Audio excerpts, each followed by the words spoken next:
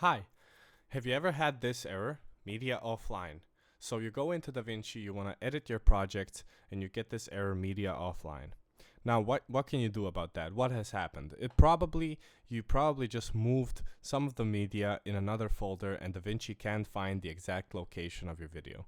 So what you're gonna need to do is right-click on the clip that's offline, and then you can select relinked selected clips.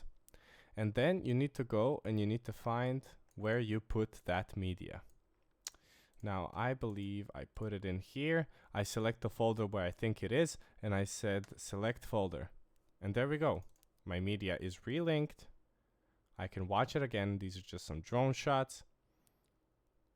And we are good to go. So the biggest problem with this is if you don't know where you put your media. But if you have your media on a different SSD or USB, you can just import it right back into your computer and relink it like this. Hope it helps.